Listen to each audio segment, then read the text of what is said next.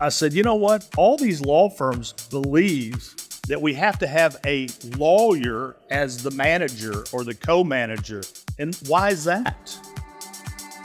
Welcome to a special edition of the Game Changing Attorney Podcast, recorded live on the field of Mercedes Benz Stadium in Atlanta, Georgia at the 2022 CRISP Game Changers Summit. This episode features a fireside chat with the CEO of America's largest injury firm, John Morgan. Just because you're a lawyer and it's a law firm doesn't mean that the business side has to be run by lawyers who, in many cases, are not good business people. And the people, the non-lawyers that work for us, they have one job. That's what they do every day.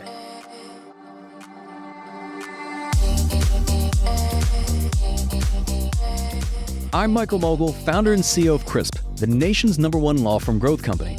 I've built my business through practice, not theory. CRISP started with just $500 to my name and has grown to over 8 figures in revenue over the last few years, earning a spot on the Inc. 500 list of the fastest growing private companies in America. Our approach has been to take everything we've learned about generating massive growth within our own organization and help the country's most ambitious and committed law firm owners do the same for theirs.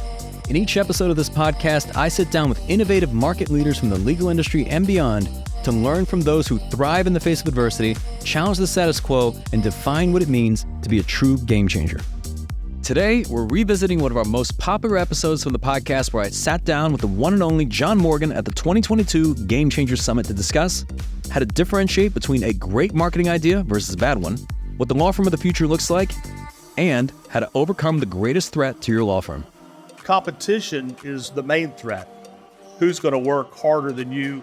Who's going to get up every day? But I think the greatest threat to your business is you, because people become fat and happy, lethargic. The key thing is to look at yourself and say, do I have the energy to do this? And if I don't, let's go get some people who do. That's coming up on the Game Changing Attorney Podcast.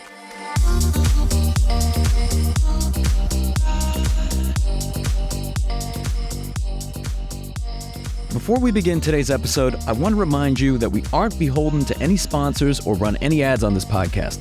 This allows us to present all of our episodes raw and unfiltered. I'm not going to push any made-to-order meal services on you or try to save you any money on your car insurance. That being said, I have one small request. If you receive any value from this podcast, please give it a 5-star review. Pay the fee so we can keep this podcast free. Well, John, thank you for being here. I want to start off just, quite frankly, I know you don't do a lot of these things. It's been a while. I mean, outside of probably LitiQuest, right? Probably not doing the conference tour. But when I asked you to join us, you said yes, no ask, unconditional, didn't ask for anything in return. Why did you agree to do this?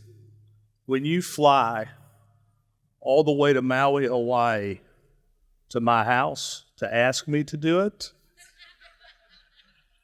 how do you say no? There you go. All right, well, I want to kick things off for just a question. What percentage of the people in this room would you estimate hate your guts? Hate my guts? Just absolutely despise you?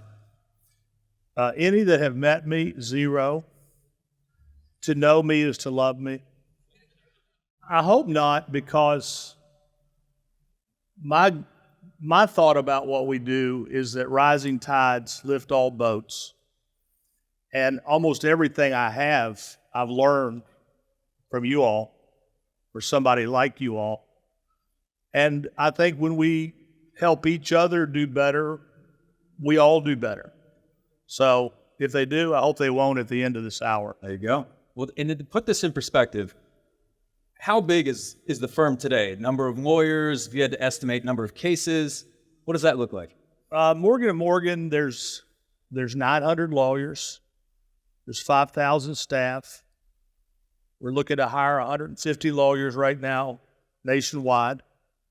We're still growing. And I remember, you might not like me asking you this, but when I asked you about how many cases a month are coming in, I loved your answer. Well, what was my answer? You said, I have no idea. I really don't. It's probably, there's probably 1,500 injury cases a day. And that does, mass tort, not mass torts, not the other stuff. But it's a lot. And when it comes to marketing, I would argue, perhaps objectively, that you may be the greatest legal marketer of all time if you're looking at just pure case acquisition. So I'm curious, in terms of when you're approaching a marketing campaign, whether it's size matters or some of the NIL deals or the UFC, like how do you approach that and how do you determine if something's a good idea versus a bad idea? Well, what we do is we have an entire creative team.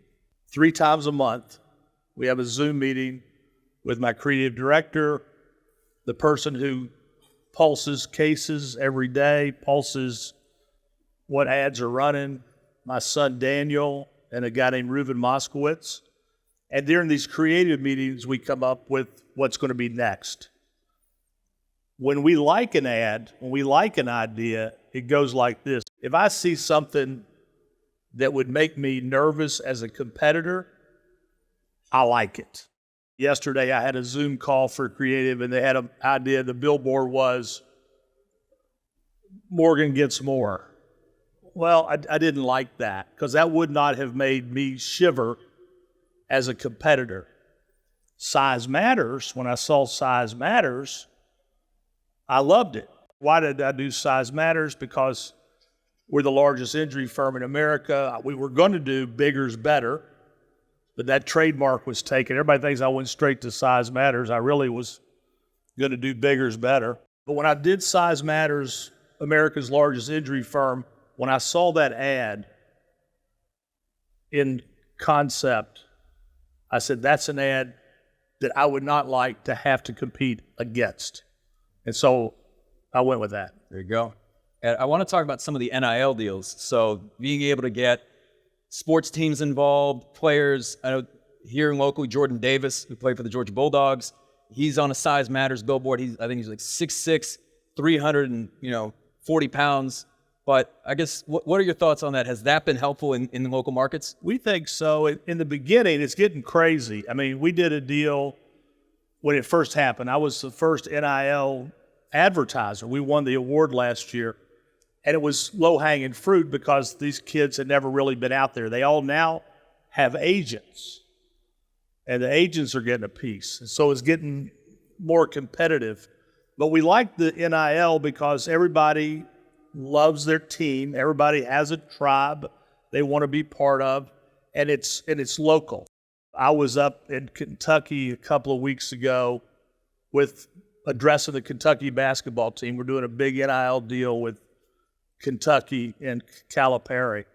So we like the NIL, but one of the kids who we did a deal with once, the next year he came back and said his agent said he wanted $1 million for the next year. I said, no, thanks, but no thanks. Make a long story short, we ended up doing it for $10,000, not $1 million. But we like NIL. We like the fighting. We got a big campaign in Boston with the Red Sox. We're in arenas. So more for top of the mind and just let the community know we're in your community. So I want to talk to you about, so when I visited with you, you shared a story with me on what ultimately may have been one of the biggest blunders in the history of the legal industry. And when you came out of law school, you were working at a firm, and I would say perhaps they didn't have the growth opportunity that you wanted, which was the catalyst behind you going out and opening up your own law firm. If you can kind of speak to that experience. Well, the story I'll tell you is this. When I was a young lawyer, I only wanted to do personal injury. That's all I've ever done. I got a job in a personal injury firm, and I was doing very well. I was really, really good at getting business. I lived in union halls and union dive bars, which is also one of my specialties. And I was bringing in lots and lots and lots of business. So at the 2.5-year point, they came to me to review me for the next year. And they gave me my review. And when they gave me my review, I was not happy. They were here, and I was thinking there. And so what I would tell you all is these moments come to everybody, and it's like a fork in the road. And all of us have these forks in the road. So that day they told me what they thought I was worth, and I told them what I thought I was worth. And then they also told me there was 3 guys in the firm that were ahead of me for partnership. And so I'm at the fork in the road. When you come to a fork in the road, you do 3 things. 1, take it, go straight. 2, go right, go somewhere else. Or 3, go left and start your own thing. And so that was a fork in the road moment for me. And when I got to that fork, at the end of the meeting, they said, "What do you think?" And I say, "Well," and I went right to my office. I called some people that I'd been thinking about it with, and within a week, I'd started my own law firm. And so I didn't go straight, I didn't go right, I went left. And when I came back a week later to resign, they asked me, they said, why is this happening? And I told them, I said, look, I told you what I thought I was worth. You told me what you thought I was worth. For me to stay makes me one of the greatest BS artists in the world. And by the way, if I got to wait to be a partner after these 3 guys, I'm just not going to wait. And so what I would say to everybody here, you may be at a fork in the road right now. You might be at a place that's a dead end. Because when I looked straight ahead at that firm, I didn't see opportunity. I saw a dead end. And so what I would tell everybody here today, and you know if it's dead end. We all know. Sometimes we don't want to admit it. But if it's dead end, you need to go left or you go to right. But if you go straight, you're going nowhere fast. So how do you handle this in your firm? Because I imagine you've got some stars, some really high performers. I imagine they'd come to you in a similar situation. How do you approach that? Well, I have some partners. There's 2 ways to handle people: partnership points or just money. And both work.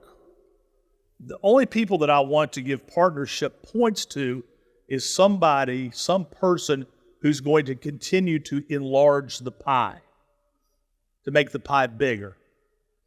But then you have performers. I give them benchmarks, and every time you hit a benchmark, you get paid. The one thing at Morgan & Morgan is there's no such thing as a discretionary bonus. You do what you do, and then you turn in your worksheet, and you get paid. There's no end of the year where I go, hey, by the way, here you go, Mike, because I don't think that works. And the firm can have a bad year, and you had a good year, and you don't get a good bonus. So all of our people, they know with certainty, and they get paid every single month. We don't wait to the end of the year to come in and go, hey, here's $100,000, here's $1 million. They can build that million in the year, and as the year goes on, their bonuses go up. And in your book, Can't Teach Hungry, in the book you make a pretty clear case for the fact that hunger, this insatiable desire to win, it can't be taught, you're born with it. How do you evaluate somebody when you're either meeting with them, whether it's a lawyer or a member of your team? How can you tell if they've got it or not? Now, one way I used to tell, I can't tell anymore. Whenever I meet somebody, I always ask what they did as a kid. When people used to tell me they were a paper boy, I knew I had a winner there. I knew that person had a seed from birth, because paper boys, those are some working sons of bitches. It's morning, every weekend, rain, sleet, snow. Or I'll hear that they did something. They had a lawn business, they sold grit, they did something early. Because I believe that we are born with certain things. And one of those things is drive. Warren Buffett was a paper boy. Oprah Winfrey was a paper girl. If I went through it, I could tell you, I meet people my age, I'll just say, like I was at Keeneland for the races a few weeks ago. I said, this one guy, I said, were you a paper boy? He goes, how'd you know? You know. It's like, black light, you can tell. But there's no secret, because I have hired people that I thought, this is it. This is the one. The look, the personality, the charisma. But sometimes these people are lazy and they like to sit around in the morning and watch Sports Center and eat cereal. And you don't know. And look, everybody makes mistakes. Look at the draft choices in the NBA and the NFL and Major League Baseball. There's a lot of first rounders that bust. You only really know once you get in the trenches with them, watch them work day after day, week after week, month after month, year after year. And then those people emerge. And it becomes obvious. Now, something that may not be obvious that you share with me is that even with 1,000 lawyers, you mentioned that today you have primarily non-lawyers running the firm. What was the thought behind that? I guess what kind of led to that decision? Well, I had a dinner one time with the firm Simmons. They do asbestos work. And we had a dinner. They came to Orlando to meet me. But they had a whole team from the Simmons law firm, but very few of them were lawyers. They were people who ran the firm. And I was intrigued by that. I spent more time talking about their structure than about mesothelioma.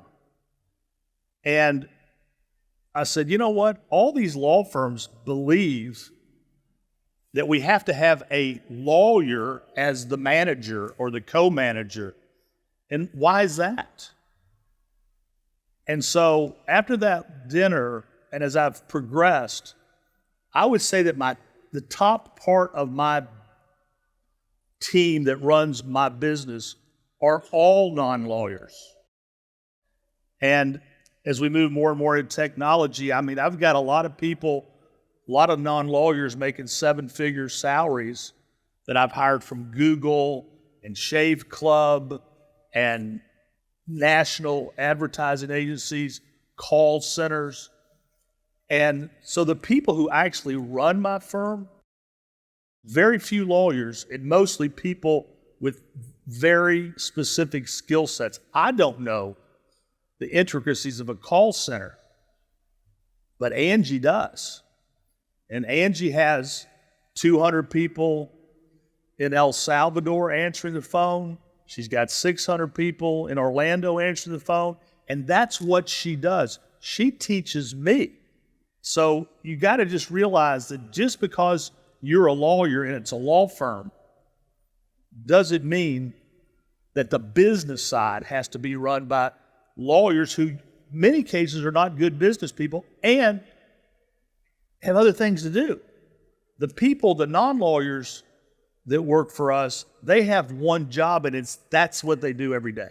And when you're growing, you're just across the country, you're looking to invest in another firm, expand the firm, acquire a firm. What are the things you're looking at in those law firms? How do you evaluate whether that makes sense for you or not? I don't like the idea of acquiring firms. I've got a guy, a broker right now after me, trying to get me to buy a firm in Tennessee for $8 million, and it's a legacy firm. But to buy a firm, you really just buy an inventory, because once you buy that firm, I want my own brand. But when I have bought a firm, I'm not really buying that inventory. I'm trying to get that team on my team. When Warren Buffett buys a company, he doesn't move new people in. It's a requirement that the team stays. So when I got into first party in a real big way years ago, I acquired a firm called the Nation Law Firm. I didn't care about the Nation Law Firm. I cared about Mark Nation and his team. So I'm not an acquirer of law firms. I'd rather take this guy that wants to sell me his company for $8 million in Tennessee. I think, hey, I could go in with $8 million in Knoxville. It would be a tsunami. I couldn't spend it. And so I'm not a buyer necessarily of law firms. And what do you think is the greatest threat to lawyers and law firm owners these days? Is it competition? Is it technology? Well, the greatest threat to law firms, it's three things. But actually, one other thing.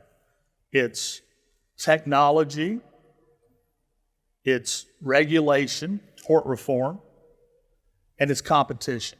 Technology, smarter cars, red light cameras, but technology also cuts the other way because people are in the smarter cars talking on their phone. Regulation, you can't really, tort reform, you can do your best at the state governments, but we've all seen, everybody here from Texas and places like that, and Florida, we've had our practice areas gutted and the rights of individuals stripped away in favor of the insurance industry. And then competition. I mean, competition is the main threat. Who's going to work harder than you? Who's going to get up every day? But I think the greatest threat to your business is you. Because people become fat and happy, lethargic. You get to a certain plateau, and for a lot of people, a certain number is it. And they stop growing, and they don't have that drive, and their business starts to collapse underneath them, but they don't really see it until the whole bottom falls out. So the key thing is to look at yourself and say, do I have the energy to do this? And if I don't, let's go get some people who do. But the greatest threat to all of our businesses is us, our energy, our drive, and our hustle. So speaking of that, how do you keep your fire burning? I mean, would it be fair to say that this year, Morgan & Morgan will do probably at least $1 billion in fees, and you've got a great team, but you're still in the marketing meetings, you're still, obviously engaging with the leadership team. How do you stay hungry? I'm competitive. If you go to our website and look at our verdicts just this year, I mean, I will get more verdicts in America, plaintiff verdicts in America, than anybody, by a long shot. If you go to our website, forthepeople.com, you'll see our offers and verdicts. Every week we get $1 million verdicts. But the way I stay hungry is I understand what I can and cannot do. One of the hardest things to do for a founder or a partner is to begin the process of letting go and to begin the process of transition. Most of us, we retire, we shut the door, and we get nothing for our business. So as I'm getting older, I know I don't look that old, but as I'm getting older, I realize what I can do. It's like athletes. I mean, I'm watching LeBron James. I'm like, hey, this dude may be, we know Russell Westbrook. I mean, there's a time basically does this. And you can let that happen and just sink with the ship, or you can do what I'm doing, is to plan a strategy of rebirth, reinvigoration. I've got 3 sons that are lawyers. I've got a very good group of people around me. And so I have my vision, and then I have my methods to execute my vision. And they all have benchmarks that they get paid on. This keeps them hungry. And so I don't have to work the way I did. I tell people it's almost like in the beginning when I'd go to war, I had to go to Afghanistan, hand-to-hand combat. Now they fight wars over at Tampa at Mogill Air Force Base. The general sits there like, boom. Well, Osama bin Laden's dead. Let's go to Carabas. And so I'm kind of fighting the war from MacDill Air Force Base, punching the drone button, and then going to Carabas for lunch. So the first book, Can't Teach Hungry. The second one, You Can't Teach Vision. I don't know if you're open to giving people a sneak peek. You mentioned the thought around doing a third book. And I remember when we did our, even the first podcast, you talked to me about Life Isn't Luck. You mentioned this 3 a.m. phone call you got very early in your career, if you could speak to that. What I believe more than anything is that 99% of all of our success is luck. Now, most people push back hard on that. I bet Joe would. Because Joe would say, by God, I worked my ass off. But what I would say to Joe is this: I know you did, but today, 2 mules will be born. One will be a hard-working mule who can plow 8 hours a day and have a bountiful field, and the other just won't work. Genetically, just won't work. That hard-working mule didn't do anything but be born. Today, a lion will be born and is king of the jungle, and a sloth will be born and screwed. And neither one of them did anything except they were born. So, yes, Joe Freed is a hard worker, but I bet you Joe Freed, I have no idea, I bet you he was something like a paper boy. I don't know. But I would bet in his history, there's something. And so once you realize that it's not all you, then you hope that luck comes along. When that luck comes along, most people waste luck. When luck comes along, you have to take that luck and get a return on luck. You get a return on investment, get a return on luck. The case you're talking about, when I was young, before I went to law school, I sold Yellow Pages. I was friends with a guy. His wife was a nurse. One night I get a call at 3 a.m. in my home from his wife. The guy had been paralyzed. They looking for a lawyer. I get up out of bed. It's 3 o'clock in the morning. I get up out of bed. I'm in there head and shoulders and strapping up and walking out the door at 3:30. My wife say, "What are you doing?"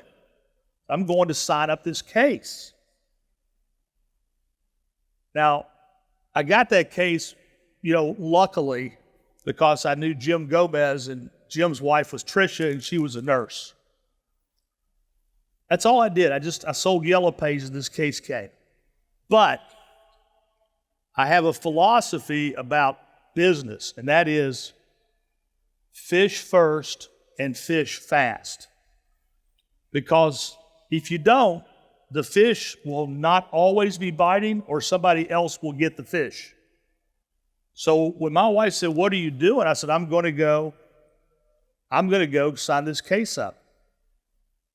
And she said, "Why don't you wait till 7?" Well, the fish could be gone. And I got up and I walked out, and I was walking out of that hospital about 5 o'clock with the client signed up. By morning, I had the estate set up, and by afternoon, I had the lawsuit filed. And in less than a year, I settled it for me, was gigantic, millions and millions and millions of dollars. That was luck. Then I took that luck, because I got up to go fishing. And by the way, fish usually bite the best before dark. And then I took that money, and that's when I took that money and went into advertising, and I moved that money over here. A lot of people buy a boat with that money. I bought into my future. And that case, David Vega versus Key Capital Leasing, that return on that luck is what I look back on. What I would have been without that, I don't know, but it was a hell of an accelerant for me. If anyone's ever emailed you, they get an email back, you've got a very simple email signature, and it says, there's a quote, it says, "Faith without works is dead." That's just a personal thing for me. When I was younger, I used to go every once in a while to daily mass. And when I go to daily mass, everybody was like 70 and above at the daily mass, I think. And I used to think, why is there no young people here? I think when you get closer to the end, you get closer to God. And faith without works is just a message to myself that we can talk a good talk, but if we don't actually do something for others, then it's just all talk. And I try not to talk about what I do because there's another scripture in Matthew 6 that says, when you brag on what you've done on earth, it's undone in heaven. But that's just a reminder to me to keep my focus on what is important. And what's important to me is not that I believe 100% there's a God, because I have doubts all the time. I mean, my number one prayer is to pray for more faith, to believe in God more. But I want to lead my life exactly as if there will be a God, because if I'm wrong and don't do that, it could be a very, very long, everlasting life. And regardless of anyone's perception of you, if people could take one thing away from this conversation, what do you think that should be? First of all, I've always said grow or die. And people always, what does that mean, grow or die? I believe that you got to, Joe Biden says, if you're not going up, you're going down. That's another way of saying it. So I've always had as a mantra, grow or die. And a lot of times we think we're growing to get more, but sometimes we're growing just to stay in the same place. And years ago, I had a big nursing home practice. It was 25% of all of my fees. And then all of a sudden, tort reform came in and wiped it out overnight. And I was just growing to stay where I was. Sometimes you're growing not to go here, you're growing just to stay where you are. And it's grow or die is the thought about trying to be number one, which is hard. That's why I love Nick Saban so much. That's why I love Tom Brady so much. Anybody that can win and then stay on top. So grow or die would be one. And then I would just say, personally, is this. Do what you say you're going to do. Very simple. I've never been sued. I've never sued anybody. I've walked away from relationships where other people were suing other people for money. And what I decided when that happened to me, and those people sued and won the money, I didn't get it, but I said, you know what? I would rather just go do my own thing. Litigation is stressful enough. If you're in it yourself, that's really negative energy that takes an inordinate amount of time. So I would just say two things. Do what you say you're going to do. A handshake should be a contract. Show up on time. Doesn't cost anything to be on time. And then as I say to everybody when they'll come in and say, do we still have a deal? I say a deal's a deal. And by that, do what you say you're going to do. I hope you enjoyed revisiting this episode of the Game Changing Attorney Podcast with our guest, John Morgan, and have gained new insights from our timeless conversation.